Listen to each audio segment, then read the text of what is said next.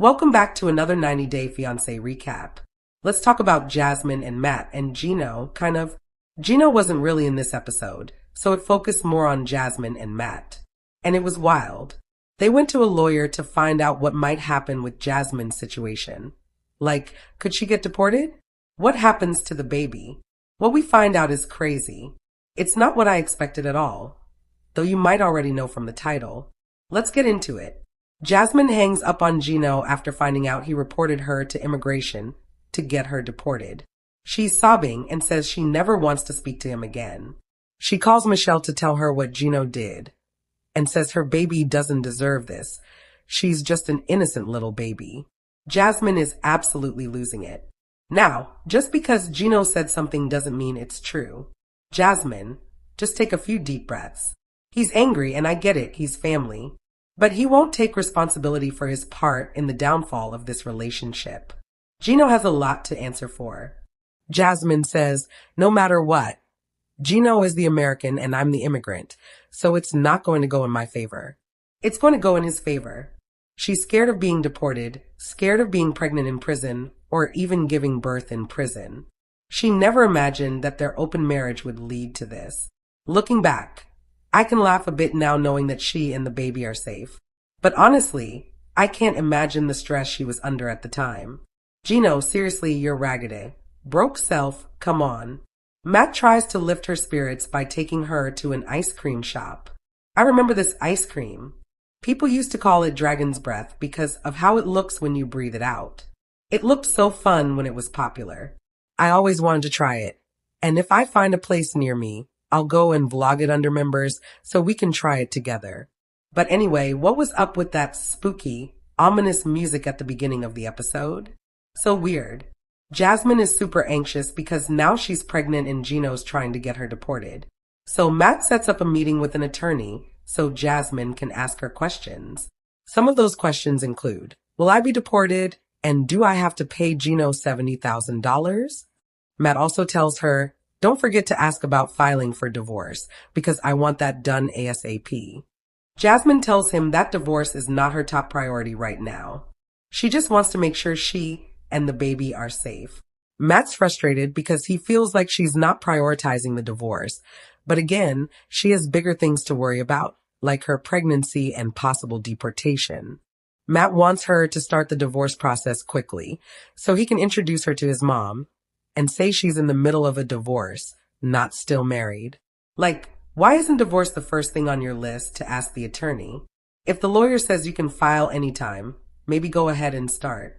Jasmine says she understands, but everything is too much right now. She just wants to see the lawyer first, then figure it all out. That poor lawyer is going to have a hard time sleeping if she ends up working with Jasmine. It'll be chaos every day. And sleep is essential for your brain and body to function properly. It's how you recharge and recover. That lawyer is going to need Vina's Lights Out gummies. Speaking of which, I've partnered with Vina for this recap because I truly love their products.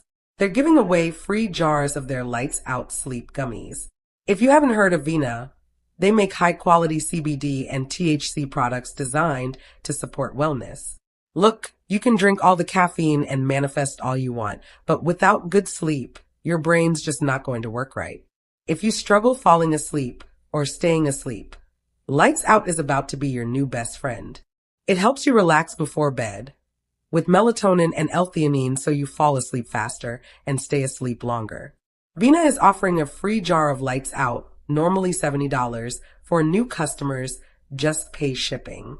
If you're a returning customer, you get 50% off site-wide using code THS50. That's folks 50. Happy shopping. And someone please send some to Jasmine's lawyer. They make it to the lawyer's office, and Jasmine explains the whole open marriage and how she ended up pregnant by someone who isn't her husband. The lawyer just goes, wow, you've got yourself into a situation.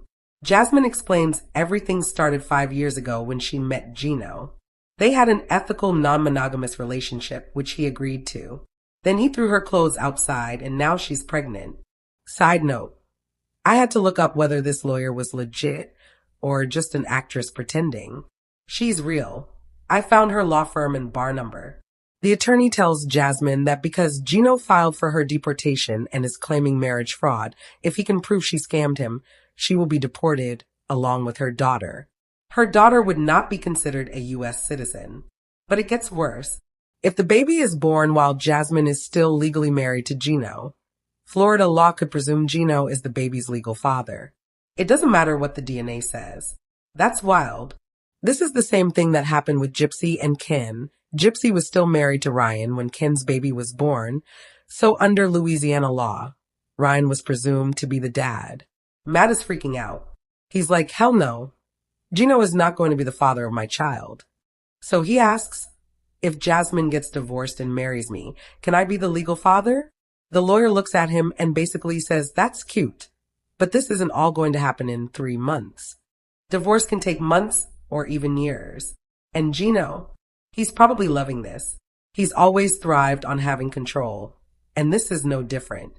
Even if Jasmine asks him for a divorce, he might not give it to her just to keep that control that he's going to make sure she never gets what she wants. He thinks he owns her just because he brought her here. And what was that confessional scene with Jasmine? She's just sitting in this random chair in the middle of the room, and the camera angle was so awkward. Oh my God. Maybe it's because she's about to give birth, and if she feels contractions, she can just run off camera. Maybe that's why they did it like that.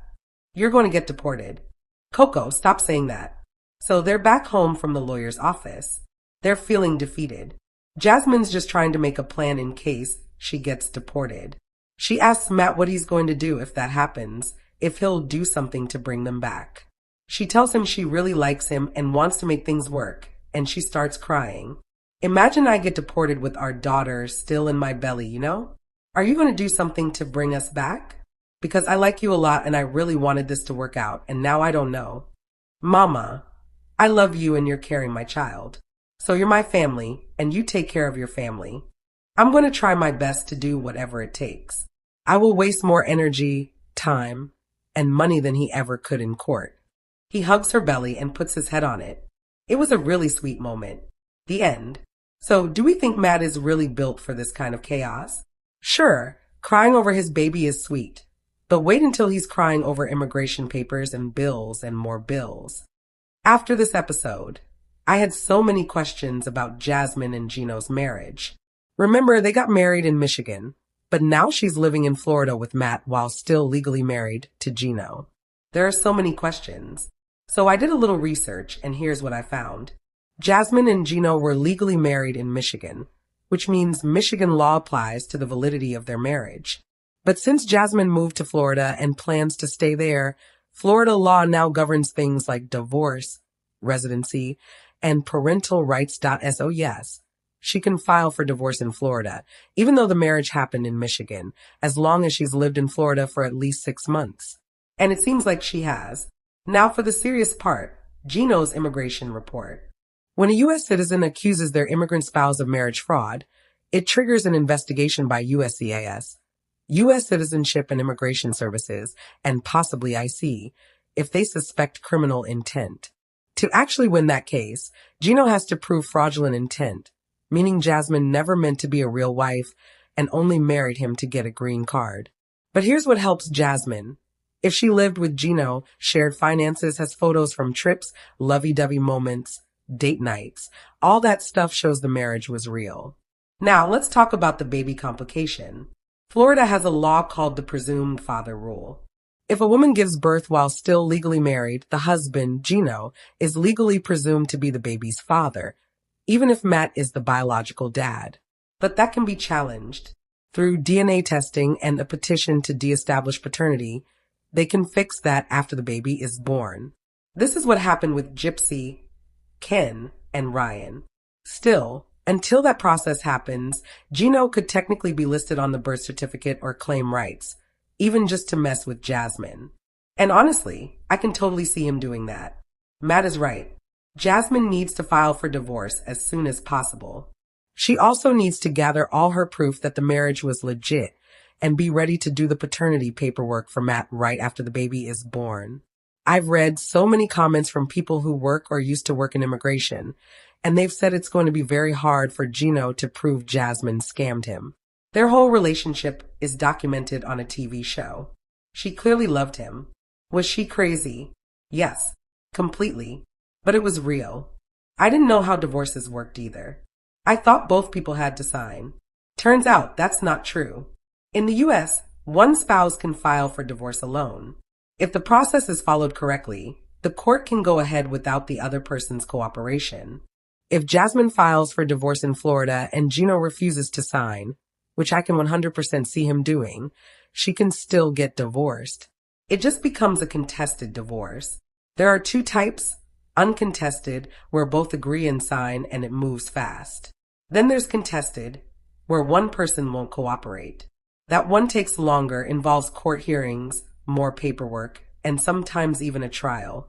One thing I keep wondering is, if Gino really thought this was fraud, why didn't he file for divorce right away? Why stay married? Why keep talking to her? Why wait until she got pregnant with someone else's baby to suddenly report her to immigration? Hopefully, immigration sees this for what it really is. It's not marriage fraud, it's revenge. A bitter ex using immigration law to hurt Jasmine. And that actually matters because the key question is the intent at the time of marriage. If Jasmine really intended to be married, even if it later fell apart, that's not fraud. That's just a failed relationship. That's it for this recap of Jasmine, Matt, and Gino. Let me know what you think in the comments, and I'll talk to you in the next one. Bye. Okay, so let's keep going because this situation between Jasmine, Matt, and Gino is the kind of chaos that just doesn't quit.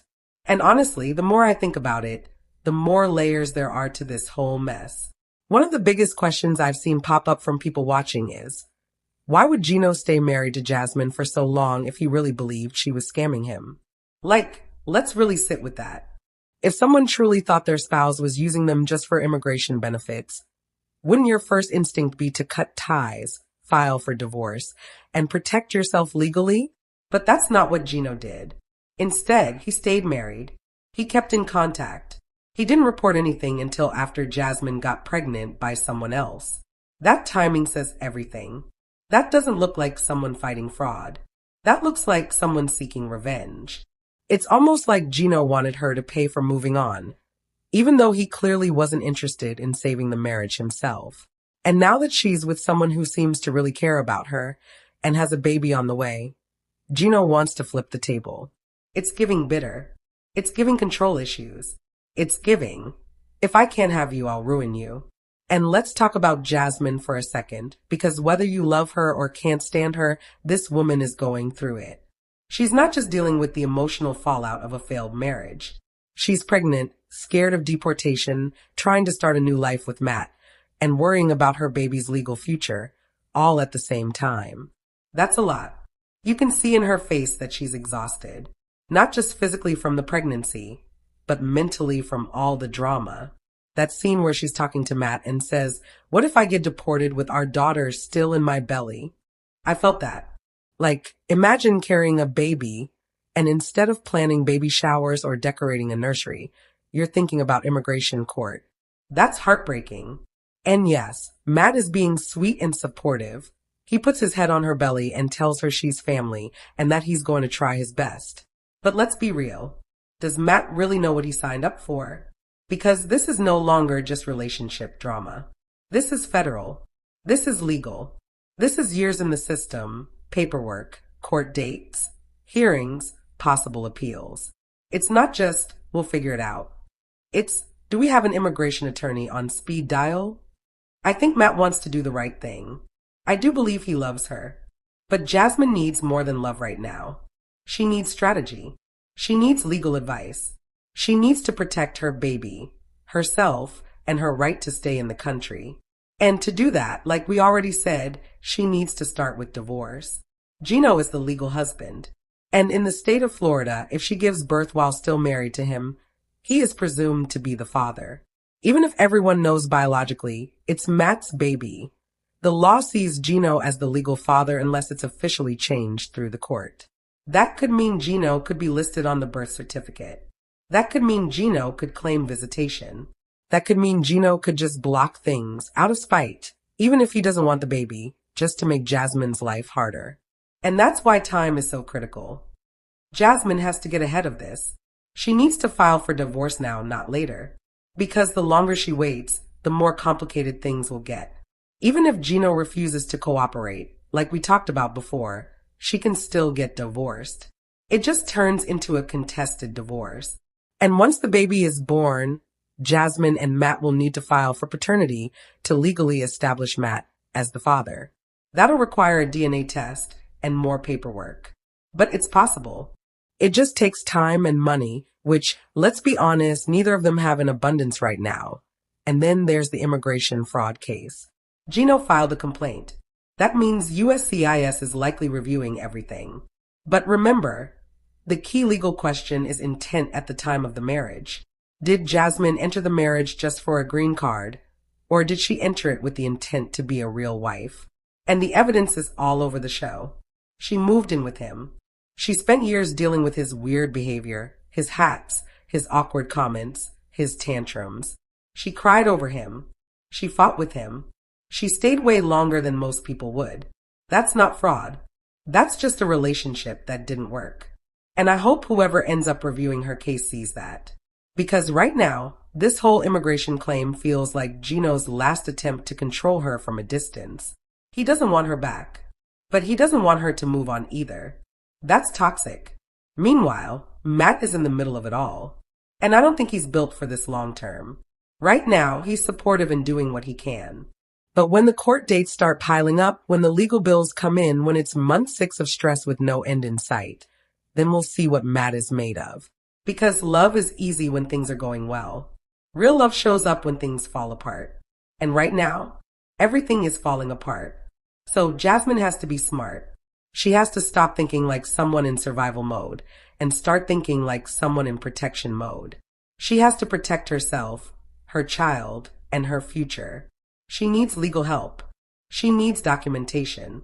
She needs to keep records of everything, from texts with Gino, to medical records, to any evidence of her life with Matt and her baby. Everything matters. Everything could help her case. And above all, she needs to file that divorce ASAP. Because even though Gino's technically out of her life, he still has way too much power over it. Alright, that's my extended rant for today. I just had so many thoughts about this episode. Let me know in the comments, do you think Gino will actually go through with trying to get her deported?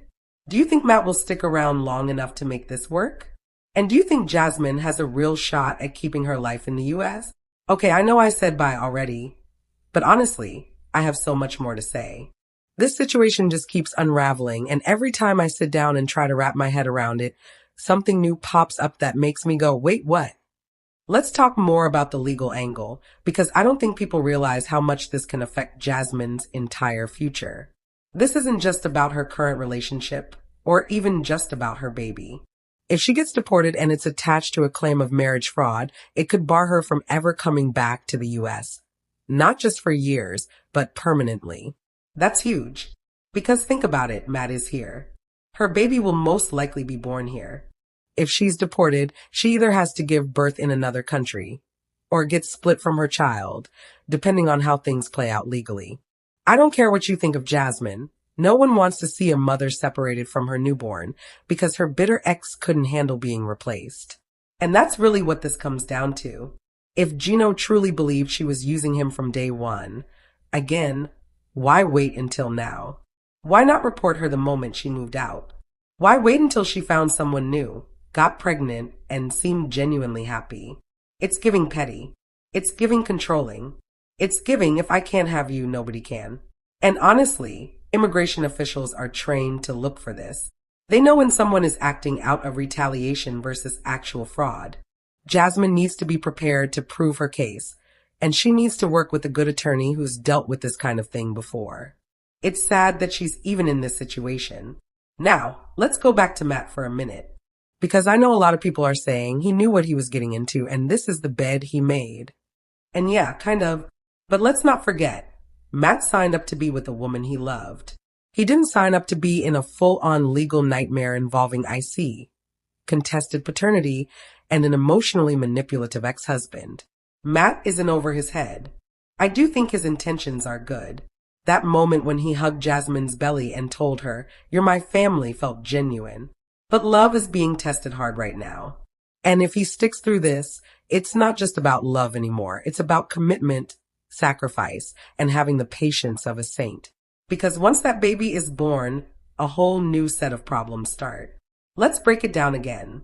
If Jasmine is still married to Gino when she gives birth, Florida law assumes Gino is the legal father. That can mess everything up. Hospital records, birth certificates, legal guardianship, even custody battles if things get nasty. To undo that, Jasmine and Matt would need to file a petition to establish paternity, along with DNA proof, to show that Matt is the biological father. It's not impossible, but it's a process, and if Gino wants to interfere, he can drag it out just to make things worse for them. And based on what we've seen from Gino, I don't put it past him. This is a man who went through Jasmine's phone, sent private pictures to other people out of revenge, tried to control how she dressed, how she spoke, who she talked to. Now he's using the system as another tool of control. It's disturbing. And you know what else I've been thinking about? Jasmine hasn't even told her mom yet. Her mom doesn't even know that the marriage with Gino fell apart. She doesn't know that Jasmine's with someone else. She definitely doesn't know about the deportation risk. And imagine having to break all of that news in one conversation, on top of being pregnant and emotional. That's going to be a heavy moment. She's probably holding back because she doesn't want to worry her family, or because she's embarrassed. But she's going to need support, emotional, financial, legal, all of it.